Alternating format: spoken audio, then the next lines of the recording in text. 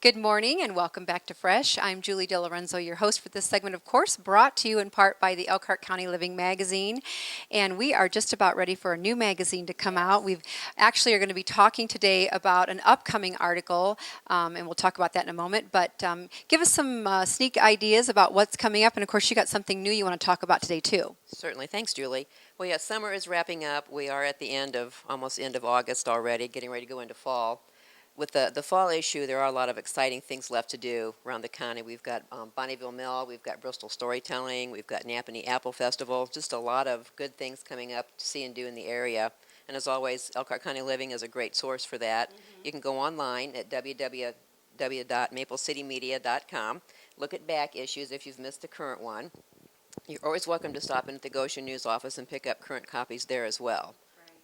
And we do have something that is new just came out too, which is not new, but it's Something that pertains to me. yes. There we go. Yeah, and me too, unfortunately.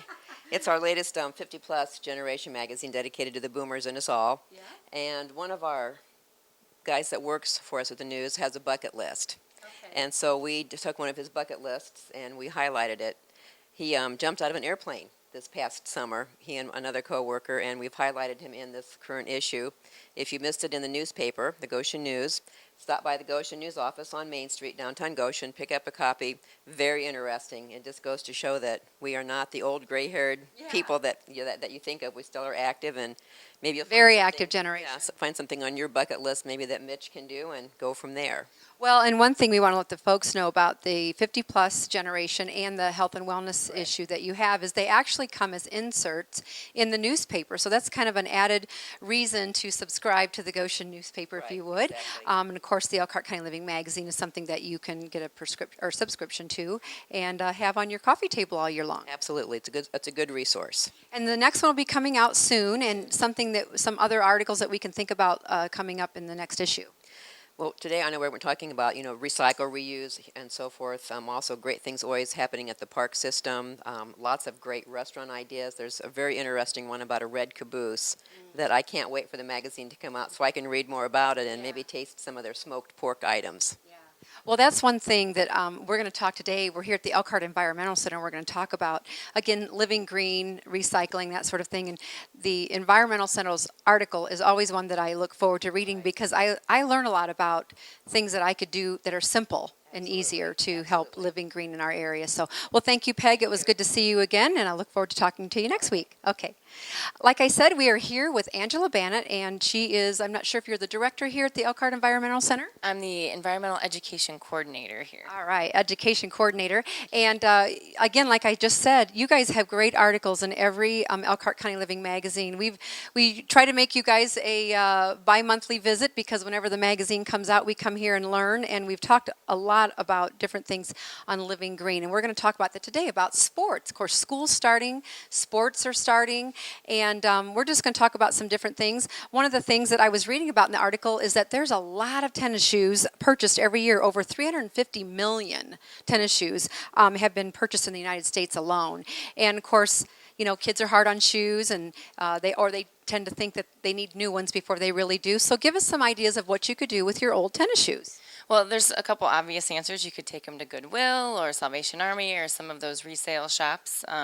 Play It Again Sports, might be able to take it there. But there's also a project that Nike's doing called Recycle a Shoe Project. You can go to Nike's website, get some ideas of where you might be able to take your shoes. But they actually recycle the rubber on the shoes for playgrounds, the flooring for playgrounds, things like that. A lot of more playgrounds are going to the rubber. Yes, they are. They're more of a recycled material. It can be, it's a little bit softer for the kids to play on, things like that. Well, I try to always give my shoes to some kind of an organization where, people could still get a year or two good wear out of them. So that's a great idea, is take your tennis shoes to some place that they can reuse them. Another thing that we want to talk about is sporting equipment. And a lot of sporting equipment is not made with recyclable material. A lot of it's PVC piping, like you mentioned in the article, and that's not recyclable. But I think a lot of companies are thinking about things that they can do to start making things out of recyclable material. But again, ideas for your old sporting equipment. I think, again, you can reuse them, give them to a friend. You might be able to give them to Play It Again Sports if they're gently used. When you're looking for new equipment, think about what type of material is it made from. Is it something that's a little bit more sustainable, like wood? Is it aluminum that's recycled, or is it, that aluminum that comes straight from the ground, that type of thing. So thinking about what type of material you're getting, first of all.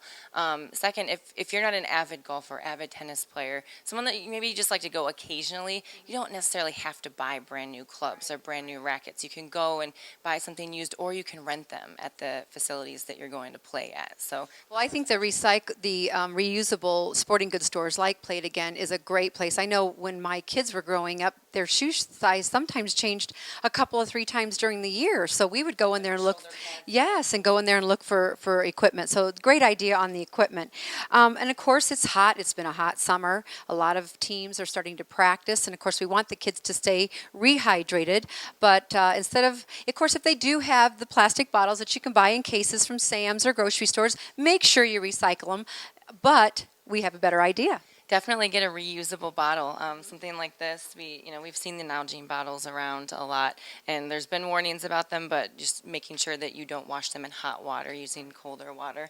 But then you have the nice metal ones. But reusing bottles saves a lot of plastic. It also helps to, if you get your water from the tap, it also helps to conserve water as well, instead of getting it in the plastic water bottles where they refill them from different sources, things like that. I just bought some gifts, and my gifts are these new stainless steel water bottles, so that's great. Okay, and another thing is just talking about scheduling, if you want to play sports outside, and the venue that you pick. Maybe some tips on that. A lot of times we go to parks or things like that, and they have a natural turf, which is nice. Occasionally you might go somewhere else that might have an artificial turf, and artificial turfs are made from different materials than our natural grasses. So those things actually, they come from the earth, and they occasionally put pollution in the air and things like that. So trying to play on more of a natural surface, a grassy surface. Also, if you're scheduling a game, try to schedule it during the day when it's light out. Maybe in the morning when it's a little bit cooler, it's not so hot. Right. But if you play at night, you usually have to use lights, which uses a little bit more electricity, so you can actually save on electricity and costs like that. So.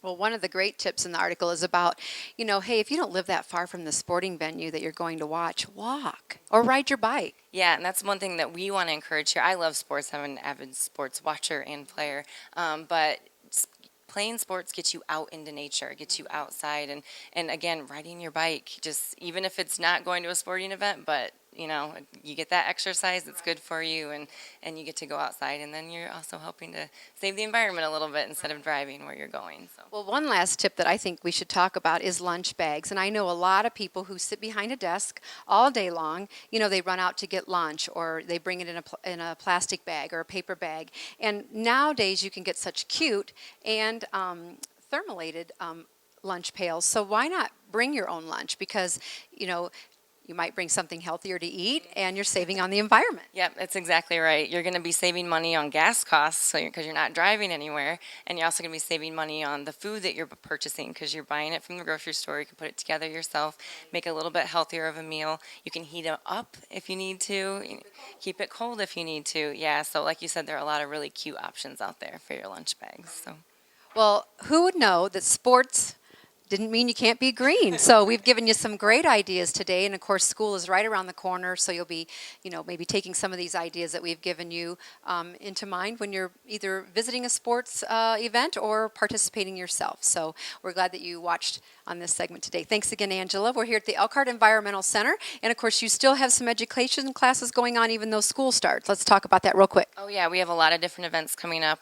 We have our St. Joseph River cleanup coming up in September. We have our America Recycles Day Pumpkin Smash coming up again in November, which is a lot of fun. So ongoing activities, go to our website, www.elkhartindiana.eec, and you'll be able to see all the activities we have. Yeah. Well, thanks again for joining us, and stay tuned. We'll be back in a moment after this short break.